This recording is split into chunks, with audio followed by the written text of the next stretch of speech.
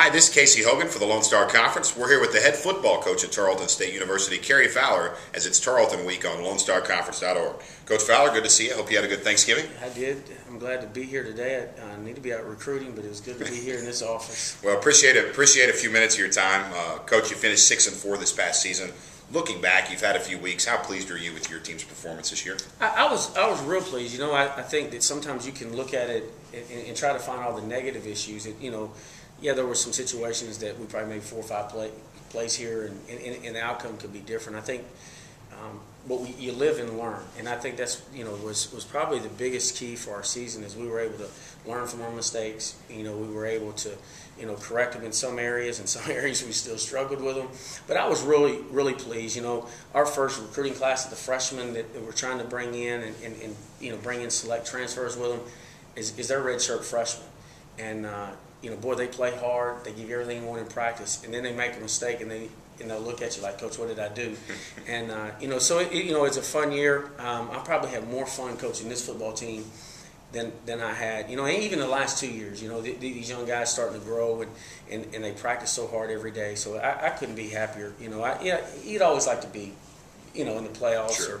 or something like that, but the growth of the team and the things that they accomplish on and off the field, they make it really fun. We talk a lot about how bright the future is for your football team, Coach. It's a young team. You only have 12 seniors that won't return next year. Talk about some of those young players you expect to really step up and take a big role next year. You see a lot of them on a day-to-day basis. I had a hard time trying to nominate a freshman of the year. You got Barnes, and you got Henshaw, and you got Perez, and Mark Martinez, and the list goes on of guys that could possibly be in that situation. But there's a lot of kids I look to step up. Cody Travis is the guy that's got to step up first at an offensive tackle, and we talk about Cody all the time. And Cody here from Stephenville, he's got a chance to be a really good football player, and playing against with right beside Nick Perez, that looks bright.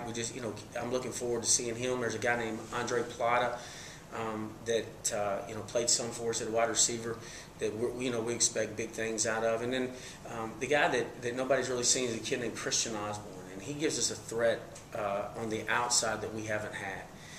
Always on that deep ball, kind of throw it up as high as you want to, and this kid's got a chance to go get it, and he's going to be a freshman, a redshirt freshman next year. So and then we got some defensive players that that we really got to come on. We got a defensive tackle named Ron Watkins, about 270 pounds, and played wide receiver in high school. Is that kind of athlete, but he's just learning that defensive tackle and he's growing into that body a little bit. And then we got a few DVs, but they're all back for the most part. But I'm really excited about this freshman class. I met with them, and I wish you could see them on Sunday night. Those eyes and courage. I said, "Redshirt year's over with. It's time. We got to go play. You go win a job." And they walked out of there encouraged, and I'm encouraged with them too. There's 30 of them.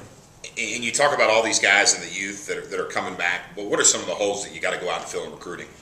Number one, defensive line. I think that those we struggled at times up front. Rufus did such a great job of rushing the passer, and sometimes he would the quarterback would scramble away from him, and we gave up a lot of rushing yards. You don't give up a lot of rushing yards by the back as much as, but we gave up a lot of rushing yards with quarterback scrambles.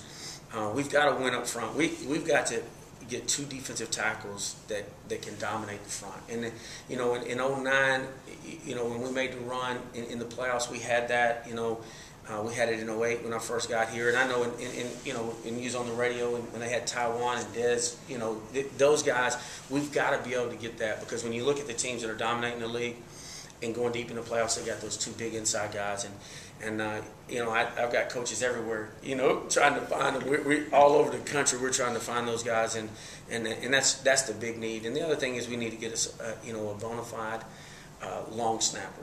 That's what he does, and that's those 2 kids. They did a nice job for us at times, but they playing down in, down out, and both of them starting on both sides of the ball. That makes it tough for a kid, because they get banged up in their hands, but we need to get us a long snapper. And last question, I wouldn't be doing my job if I didn't ask. 30 seconds. Run us through the quarterback position. What we can expect there next year. You'll see both of those kids. It's exciting because you have the same offense, but yet it's totally different to prepare for. You like the completion percentage by both of them. You know, they broke, over school records in completion percentages. Aaron can run it. And I don't hide anything. Aaron has surgery this week, and nobody's really seen Aaron at the way that he was. And hopefully that we can get some relief. And he had that all year, Casey. But, Jake Finsky can, he can throw it and get it out of his hand. And it's the same type of offense, just running the zone read. But, I got a young one now named Zeb Warner out of Marble Falls that has really came on. But it'll be fun to see those two guys and just keep them rolling. Have fun. It's good to have options. You roll every position. I told, and we've done it before at Midwestern, and you see some of the other teams doing it now.